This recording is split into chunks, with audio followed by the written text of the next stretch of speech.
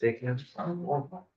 And you are live. Good mouse. Okay, everybody, this is House Education on March 19th, 2025. We're fortunate today to get even more input from following up from yesterday.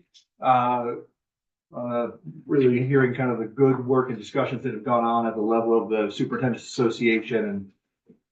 And I just would again express my appreciation for all of the discussions you folks have had and the deep thought you put into this. It's been very beneficial to us to hear the perspective. Anyway, today we're talking about school size and sort of how one can think about addressing that. The floor is yours. Welcome. All right, thank you for having me here this morning. I'm gonna interrupt 1 second. If anybody wants paper copies of the testimony, I had a few printed. I'll take a paper copy. Thank you.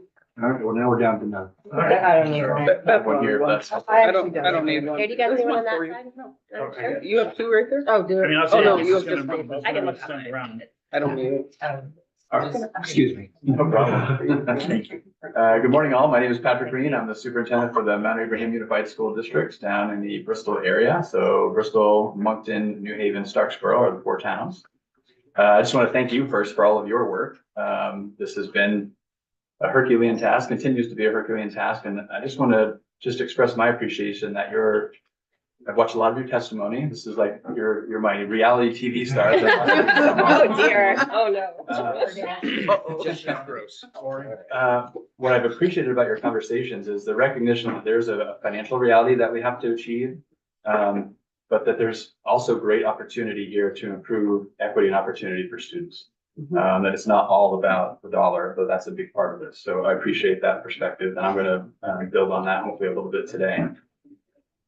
School size is one of the most impactful factors in delivering equitable, high-quality educational opportunities for students in a cost-effective manner. Legislation that does not address school size will miss much of the opportunity we have before us to find those cost savings in a way that can improve equity and opportunity for students. So I'm going to talk a little bit about secondary schools, separate from elementary schools, because I think there's a little difference between the opportunity and the equity and the affordability aspect. Secondary schools, when I think about school size, should be large enough to offer a broad range of courses while maintaining class sizes that are cost effective. And to try and put this into some context, I'm sharing sort of a little bit about the challenge that we're experiencing in MAUSD, and then kind of shift that to what the opportunity that exists, given the conversations that you're having legislatively about how we might transform education. So currently, we have a projected enrollment of about 375 high school students and 180 middle school students at Mount Abraham next year. By Vermont standards, that is not a small secondary school.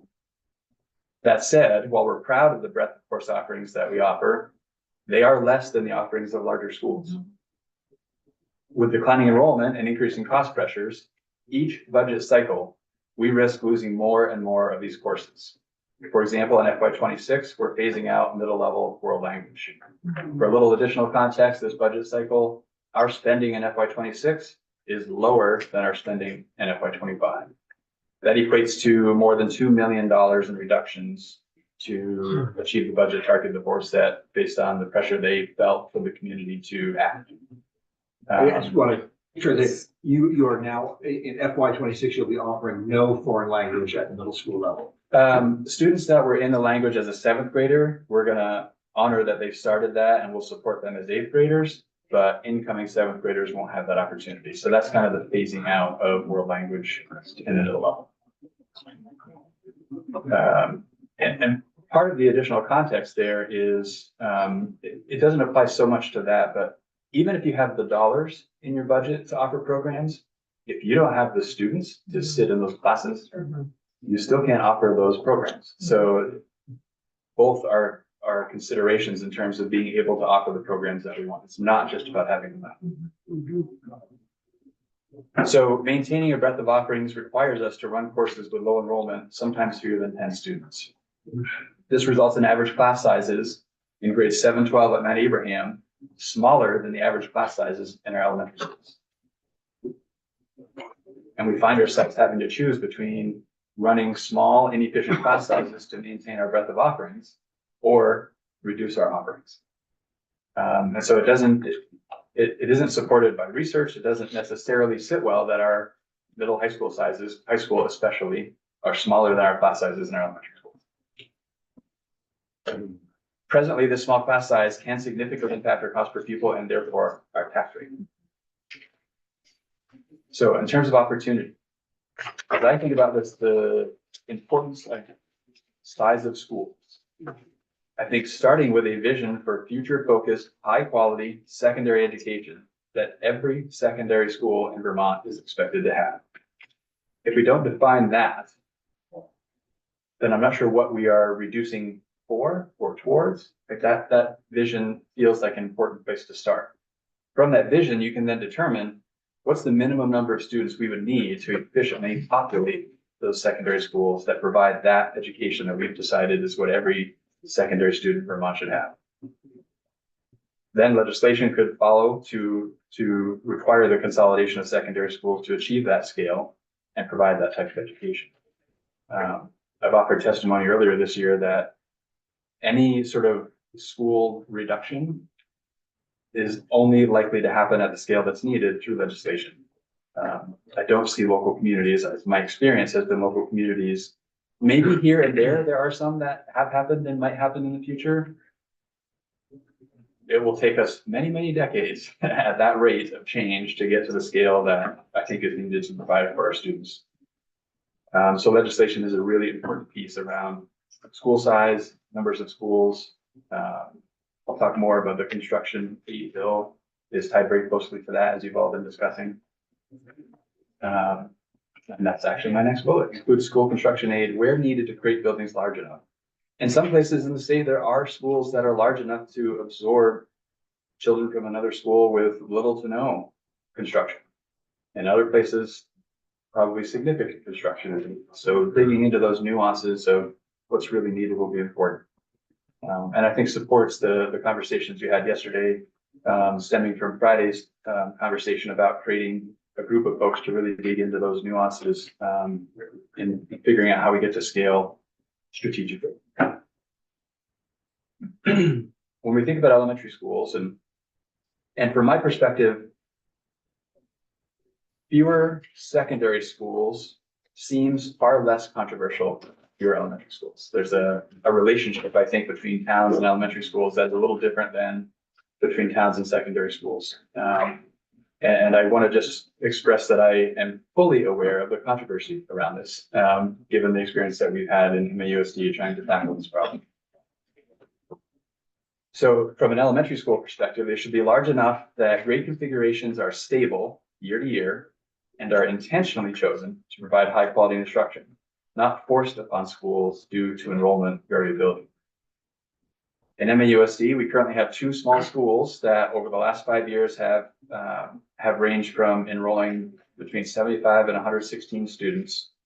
One of those two schools in the last 8 years has lost 45% of its enrollment. So that sort of continual adjustment to declining enrollment is a challenge that kind of layers on top of the challenge I'm talking about here. In those 5 years, each of those two schools has had 4 different grade configurations.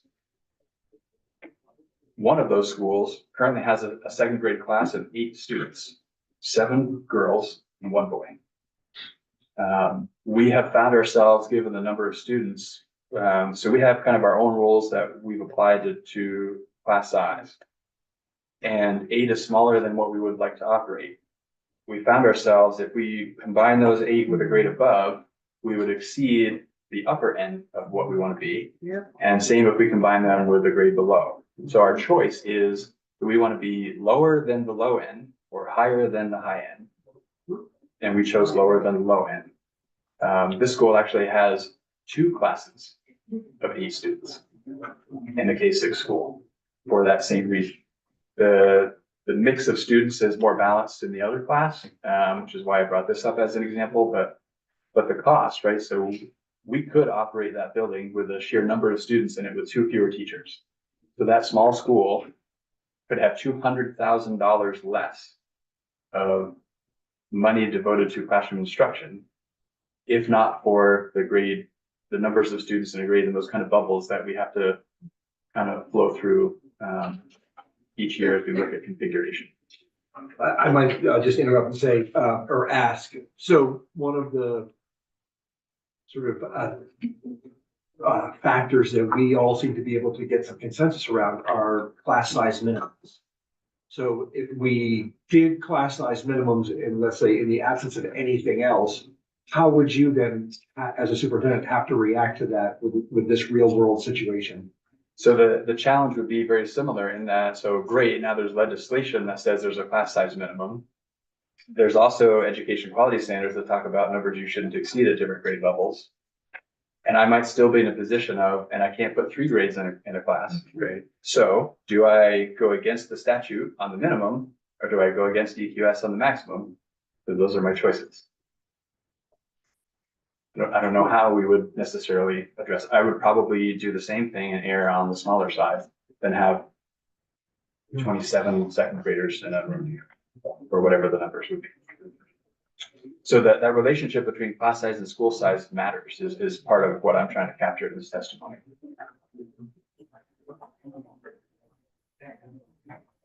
So continuing with the current challenge, teachers have expressed concern to me about teaching math. It's usually math. I think there's some other challenges, but math tends to be the leading challenge in teaching students when there are 2 grades combined. In particular, when there are 2 grades combined and you're the only teacher that teaches those 2 grades. So there's a single 5 to 6 classroom in the building. It's different if you have 2 5 to 6 classrooms and you've chosen to have multi-age as your instructional strategy. Because then those teachers can sort of departmentalize. One can teach math to the 5th grade, and then so there are options you have when there are 2 teachers teaching that. Those options go away when there's 1. It's difficult, and I also would say that it's difficult for one person to be an expert in literacy, math, science, social studies, both curriculum and pedagogy, as well as understand the range of developmental and social and emotional needs of students for multiple grade levels in the same classroom. Because you not only have the 2 grades that they're in, the range of needs of students in any one grade expands in both directions. And now you add 2 grades together and it expands even more. And when you're a singleton and you have a requirement to be instructing in all of these areas for all of those ranges, we're asking an awful lot of people. And I think that contributes to teacher burnout and less job satisfaction. In addition to that, it's not necessarily giving students the very best instruction we can give them because someone's going to have much more of a skill set and disposition toward mathematics than literacy or vice versa. I think our job is to try and get the greatest expertise in front of the students that we can. And our current design makes that really challenging to do. Even, we can talk about, we can offer professional development to teachers to develop those skills, and we can. The problem is continuing the professional development in all of those areas means you have more watered down professional development. If all of your professional development is in the area that you are primarily instructing in, you're going to develop an expertise that would be hard to achieve otherwise. And I've had this year, teachers leave the profession mid-year, citing workload, and that is an unmanageable workload. So for me, when I think about the opportunities, first and foremost, it's about opportunities for students. We also have opportunities to create working conditions for teachers that are more satisfactory and give our students better instruction.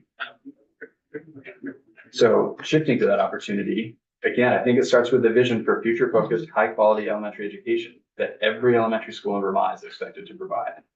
That's the constitutional obligation, right? Substantially equal education. We're not delivering that right now, which I know you recognize, and that's part of why we're talking about shifting the way we provide education. For me, and as my colleagues testified yesterday, it's difficult on any of these really important and controversial topics to get complete agreement, even amongst superintendents. My thoughts that I'm about to share fit into that category. When I think about school size, and I think about grade size, and I think about the opportunities I was just describing that we should strive to provide for our students and our teachers. The number of students in a grade matters.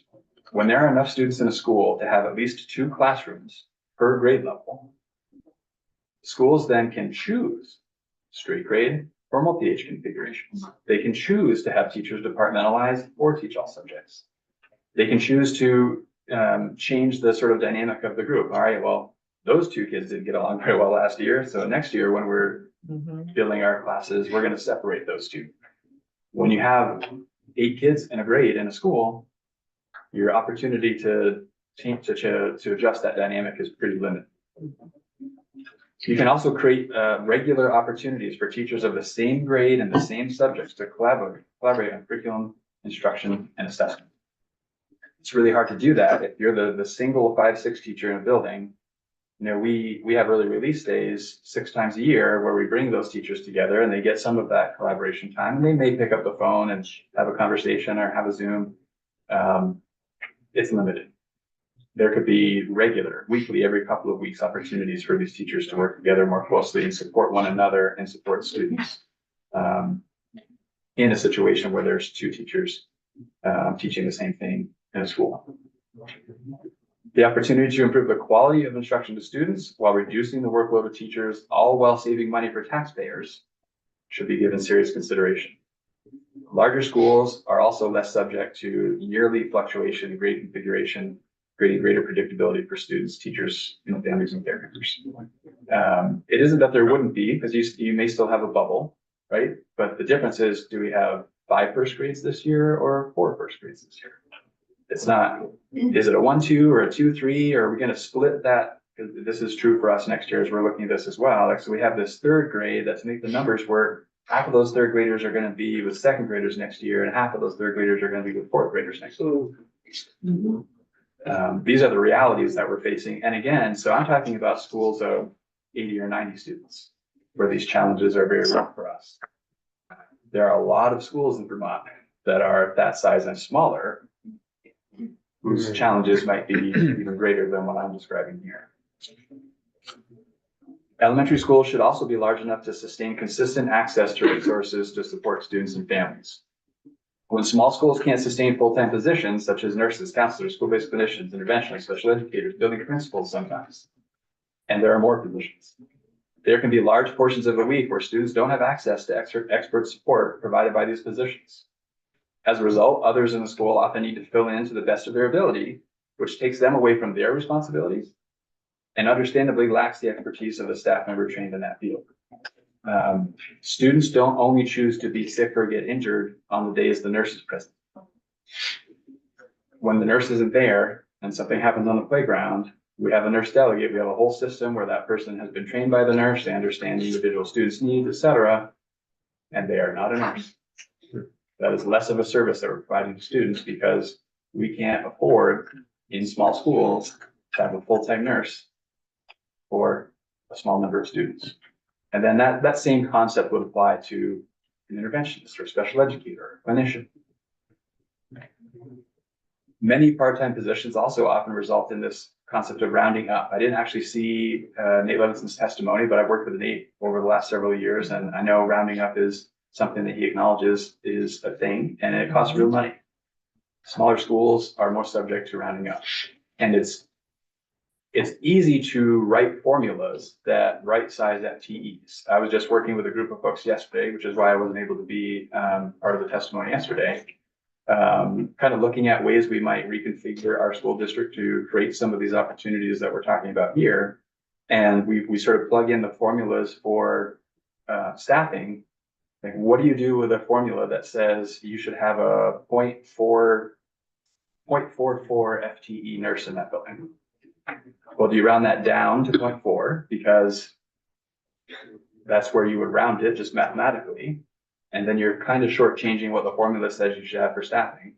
Or do you round up and now you're spending more than you sort of should according to that formula? So I appreciate the trying to really be precise in our staffing levels, and rounding will be a reality as long as there are really small schools with part-time positions. Intervention groups in small schools are often smaller than that we would want them to be. In MAUSD, we often have intervention for students that are, it could be, we have many students that don't need one-on-one intervention, But because they're the only second grader available in that school at that time, they're getting one-on-one intervention, because we either have to have intervention groups that are the size that we think are most effective and efficient, but have a wide range of student needs and so therefore are not very targeted. Or we have intervention classes that are smaller than they should be, but stay targeted to really try and address the needs of that particular student. And that's, so we feel like we either need to choose between interventions that are ineffective or inefficient. Not a great set of options for us. So when I think about opportunities, larger schools require fewer part-time or very part-time positions, which increases that student access to those essential support services and reduces the need to pull others away from their important responsibilities.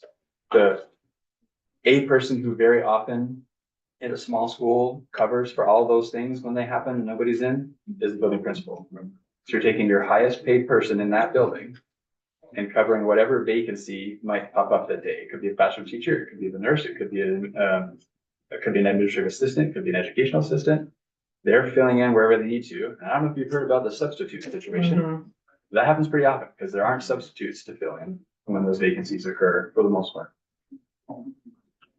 Those fewer part-time positions in these larger schools also reduce that rounding up effect, and more students in a grade level could increase the number of students who can access intervention without changing the FTEs of your interventions. The same cost and the same number of interventionists can now serve more students if we create these conditions where we have more efficiency in elementary schools. I also believe that elementary schools should have enough students to fully occupy the building they're in. In my district, we currently have 5 schools, 4 elementary schools in our middle high school. Each of them is operating well under their capacity, to the point that we could put all of our students in 2 of those 5 buildings. Whether they're fully enrolled or significantly under-enrolled, the entire building still needs to be heated, cleaned, parking lots plowed, lights on, playgrounds updated, lawns mowed, windows replaced, roof replaced, kitchen equipment maintained, the list goes on. The fact that schools have enrollment figures that are far under what their capacity is doesn't mean that there are lots of empty rooms. Things are going into those rooms and they also need to be lit. So, in a cost per pupil environment, a new stove in a school operating at 50% capacity costs twice as much per pupil as that same stove in that same school operating at 100% capacity. Multiply that by the thousands of things that you could when we talk about that scale, and that adds to real cost per pupil implications. I'll add that, not really testifying on the foundation formula, right now, that inefficiency drives up our cost per pupil, drives up our tax rate. In a foundation formula scenario, we're now putting more of our foundation formula dollars into those inefficiencies and not into programming and support for students. Repairing and maintaining buildings that are not necessary for the number of students we serve presently impacts our cost per pupil and the resulting tax rate. In the future, this could take those valuable foundation formula dollars away from certain students. Here's the opportunity. Legislative action to determine the number of schools we should operate will direct more education fund dollars directly to programs and support for students. Some schools may need to be smaller than desired due to geographic isolation. Defining small by necessity is essential. I know that folks spoke to that yesterday. I'll reiterate, really important to define small by necessity. And that's a real thing. That will need to be true in some parts of our state. I mentioned before, school construction aid will be important to support the work needed to reduce the number of schools. And towns who lose a school should receive state support to study alternative uses for them. So that feels like a really important part of this whole transition. It would be heartbreaking to see lots of empty school buildings just deteriorate, right? When they could be something really vibrant that supports a town and fills the void that has been created by the loss of a school. That's it. Thank you. Thank you. Great, thank you. Thanks. It sounds like what you're saying is that at the elementary level in your district, you could put everybody under one roof, which I assume would be Bristol Elementary. And we would change our structure a bit. So Mount Abe right now is a 7-12 building. We would probably look at making that, we would do probably a 5-8 middle level, sort of a school within a school. And then K4, it would be tight, but K4 at Bristol would be an option. So if you could wave a magic wand and make that happen, what would that also require significant construction renovation work? I know that you already have been trying to get a bond passed for high school renovation anyway. We would not have to add to the footprint of either building. Yeah. Both buildings need some work. Yeah. But we wouldn't need construction to expand square footage to fit those students. Bristol, so Mount Abe has enrolled historically. We've actually had just under or just over, like within 2 or 3 students of 1,000 students in that building as a 7-12. Their current enrollment, 7-12, is less than 600. Bristol has had historically 497 students in it. Their current enrollment is about 250. So if you just take 1,000 and 500 with capacity in those 2 buildings, again, they'll be full to the brim, but for give or take 1,500 students, and our total enrollment is about 1,150. And if you could make that happen, would you say that, do you feel like many of the things you've laid out here in terms of the advantages to especially teachers of having scale, that you'd be able to see that at that, like, have teachers been, would they sort of say, yes, that would be a much more ideal environment for me than what I currently have? So I have a district advisory council that I'm working with right now, which is representative of teachers and support staff, administrators from a range of schools in the district, where we're looking at, it's our concern. So unclear exactly where the state conversation is going to lead and when, but that is sort of hanging out there over all of the conversations we're having. But this is my 9th year. We've been talking about this for 6 years and trying to address the concern that we've seen coming, that we're experiencing now. So there's interest in working to address that. And so this group of folks, we've been engaged all year exploring what could we do? If we just sort of wipe the slate clean, what could we do? And we're looking at options that would have fewer schools. We're looking at different ways to use all the schools we currently use. And there is a really positive energy in this group that's really studied this deeply about the possibilities that this could provide for students, for teachers, and for taxpayers. And the scenarios where there are fewer schools operating, the benefits to students are equal or greater to the other sort of reconfiguration ideas, and the savings are almost 2x. And there's still savings. There's a way that we could rearrange the way we still use all of our schools, achieve some of these benefits that we're talking about, and still save fairly substantial money, just not quite as much as in the fewer schools options. So we're doing this analysis right now and thinking through when, how, like, what do we do with this in light of the state context, in light of what will likely be an FY27 budget process that will be a challenge that coming on the heels of. So obviously building FY25, our budget failed twice. We cut hundreds of thousands of dollars to get FY25 built. We then cut millions of dollars from FY25 to pass FY26. And using even those FY26 staffing levels, what we're seeing is we could save actually quite a lot more than that and do better for students if we rearrange how we're doing things. And frankly, we don't know how long we can wait for the state work to take place. But I'm a proponent of making sure that it's done well over doing it quickly. And we'll continue to problem solve while that work is getting done. But we're trying to decide what capacity do we have, does the state have, does the board have, to try and really move in this direction in light of everything that's happening. One of the more controversial requests made to us is to remove the parts of articles of agreement that allow towns to veto closing their own school. And I know that you have said that is definitely a barrier for you to make change in your district. I guess the question would be along the lines of, if we just did that, would you sort of still be held up by sort of political realities of people objecting to a reconfiguration that would include closing small rural schools? I think it's fair to say we would definitely still be held up, but it would not be to the same level, right? So it's almost a non-starter right now to have a conversation about school closure.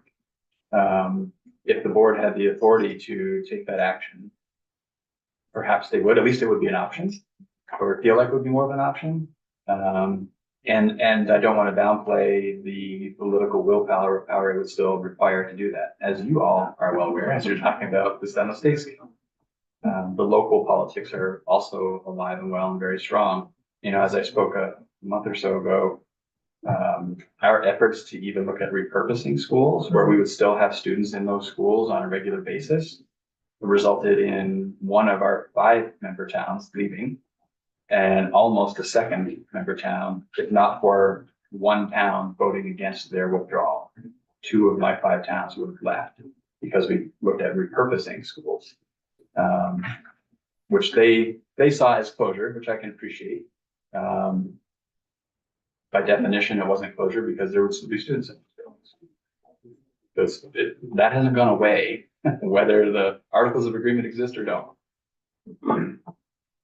In the part of your testimony about secondary schools, you say, you know, one of the recommendations says legislate the consolidation of secondary schools to achieve the scale needed to provide the type of education we want for our students. I think that there's, you know, no question that consolidating secondary schools is more politically palatable than addressing our elementary schools, and therefore many of us look at it as the low-hanging fruit. But how would you recommend we legislate the consolidation of secondary schools? That's a great question. For me, I think it starts with what I described. I think we need first a definition of what is it we want those secondary schools to provide our students. Right now, it's all over the map in the state. There's no continuity in what secondary schools offer students. So we first need to define the standard. And from there, we can decide what's the number of students required at a minimum to achieve that standard in a cost-effective way. Now we're starting to get a sense of, so how many buildings does that, we know how many high schoolers we have in the state, and we can make projections about what that enrollment looks like. Once we know how many high schoolers at a minimum should be in a building, then we can start to think about, so how many buildings is that? And get into the nuances of, so which buildings? Even coming to a number of how many is probably relatively easy. Which ones starts to get pretty dicey. And I think you need to have folks that really understand the geography, all the nuances that come in different regions to really look critically at. So if this region is going from 3 high schools to 2, which would be the one that makes sense to no longer operate? So that's more of a process than necessarily anything more definitive, but I feel like that's the sort of hardest part of the the process. sequence. Yeah, I mean, it sounds like you would be leaning toward a concept such as a group of people with a good understanding of the state and secondary school and all of that, sort of making a decision that would then be imposed upon the state.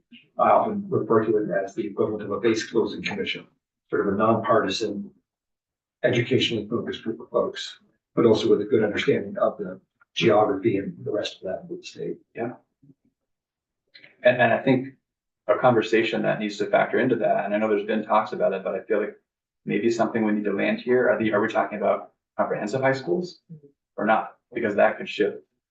I don't know how many comprehensive high schools we would want to build versus high schools separate from CTE centers. So. The other problem I think that we struggle with when looking at secondary school or upper level grades, because they seem, you know, just in terms of who would be better sitting on a bus for a longer amount of time. How do we define middle school? Because it's different everywhere. Sure is. It's becoming even more different. Boy, that is a great question. I think there are arguments to be made for, I think there's less and less an argument to be made for strictly 7th and 8th grade. That said, I'm sure there are people out there that would be happy to argue that it should be 7th grade. In my mind, the conversation is it really 6-8 or is it 5-8? I couldn't right now tell you that I feel strongly about which side of that line I would fall. Representative Harper? Do you think that if we were to standardize sort of that definition of middle school, that we should align our licensing practices with that new definition? We do have some tricky licensing issues right now, so, yeah, 5-8, 7-12, maybe it's 5-9. So we have a situation where, a teacher has been pursuing their middle level ELA endorsement, but wants to teach 5th or 6th grade in elementary schools that are licensed 5-9, but only ELA, and our design is to be all subject areas, so there's not a place for that. So that aligning the structure and the licensure would create some, I guess, guardrails for that. But the thing that's kind of going through my mind is there's some flexibility that we can work with now too. So I wouldn't want to necessarily lose any flexibility along the way. Can I ask a follow-up question? Also, in thinking about classrooms that have multiple grades combined in them, whether it's an elective or whether it's a core class, would, as it is right now, if like a 7th grade math teacher got a 6th grader in their class, and that seems like that could play out in some of the scenarios here, would they be licensed to teach them even though they're 7th or 12th because that person is taking a 7th grade class? It's a great question. I suppose that is in the eye of the beholder as well. Like I think you could probably do that, and likely nobody would ask a question and things would just go on. If that were to be analyzed, that teacher isn't properly licensed to teach that student. Okay. Unless that student has sort of skipped a grade, right? Right. If they are officially a 7th grader, even though chronologically they're a year younger than everybody in their class, then they are a 7th grader, in which case it's not a problem. If they are a 6th grader and one portion of their day they're doing something else, it could be called a question, and I don't know where that would land. I had to carry 2 endorsements. You did. So, Lee, what you just brought up is just another example of every time we sort of think we can do something, there is a bunch of little things that almost prevent it without us making further changes and getting into the sort of complex role of teacher licensure with middle school grades is, Sorry. No. No, It's really important to highlight Yeah. that it's not just simple draw lines, we're done. Yeah. These are complex questions that we continually, that keep confronting us as we continue down the road here. Yeah. So it is exactly what we need to have the conversation around so that we don't need to go depth, but we need to be aware of all the challenges. And this really does, thank you for this testimony. It really does put a real face on the challenges we're dealing with in schools. I have a couple of little questions. You're working with, it sounds like an advisory group, sort of a long-term planning. I'm assuming it's a long-term planning. And you mentioned if you were splitting up grades and utilizing the space you have now, you'd have a K4. It's one configuration.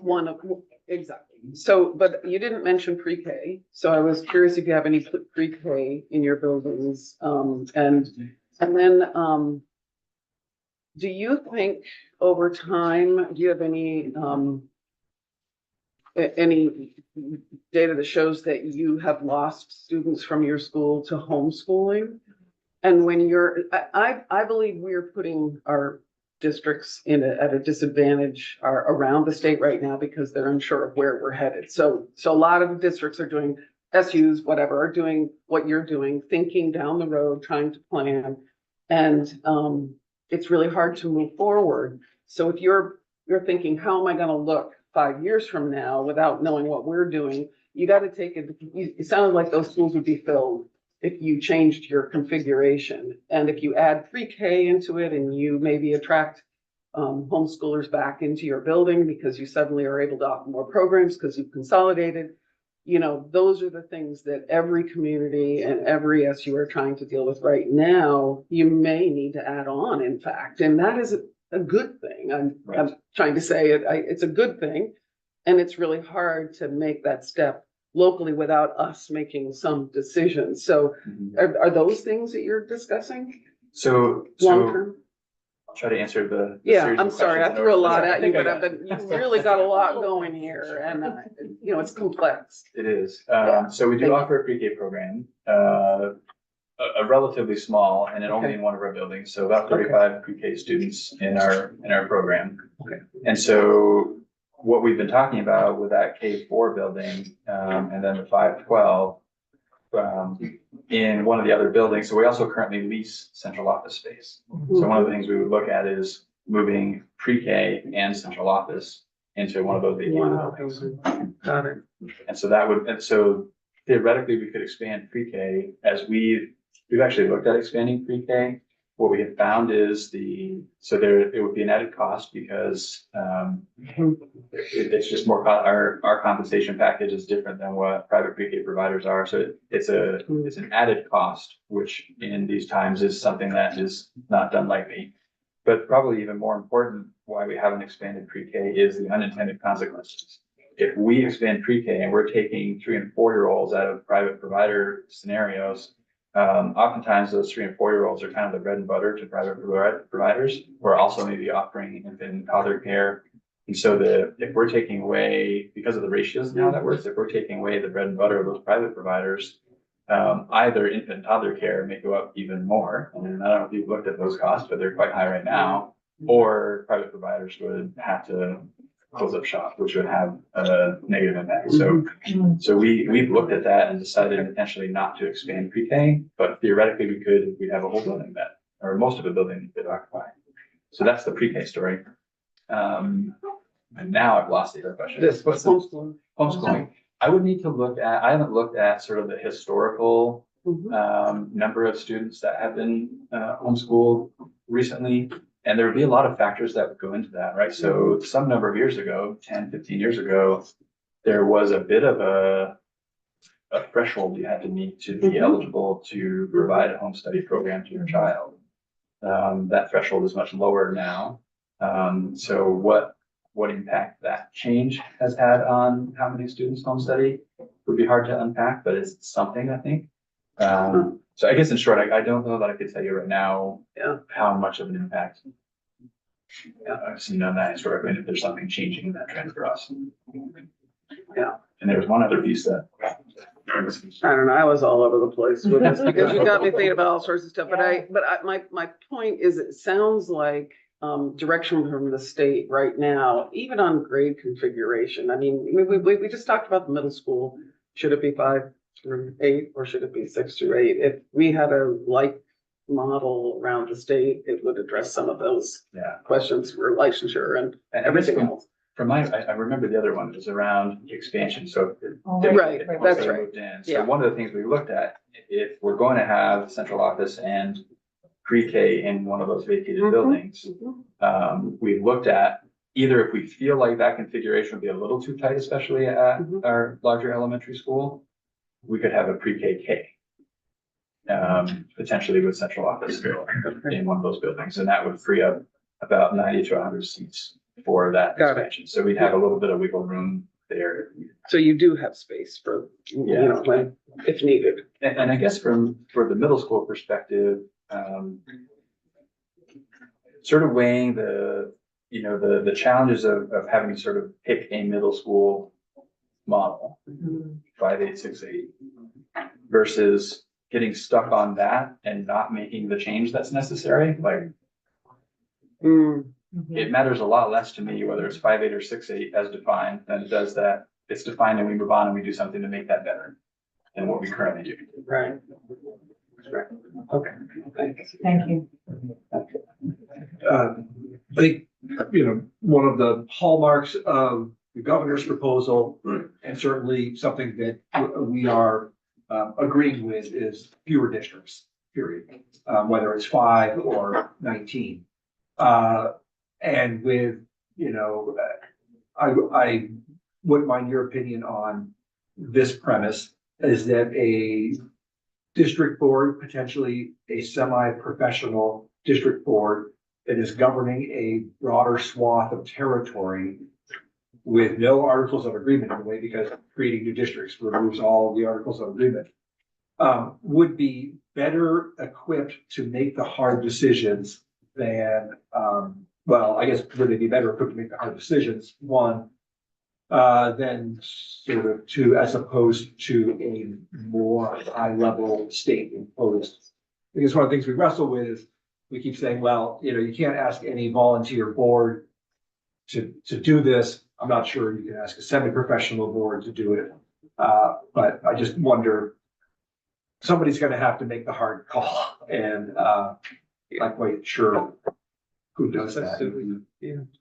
Yeah, it's Those of us who have been through the experience know that it's not a lot of fun. It's hard for me to necessarily conceptualize these larger districts, particularly because I don't know if it's 35,000 students or 4,000 students, and there's quite a difference there.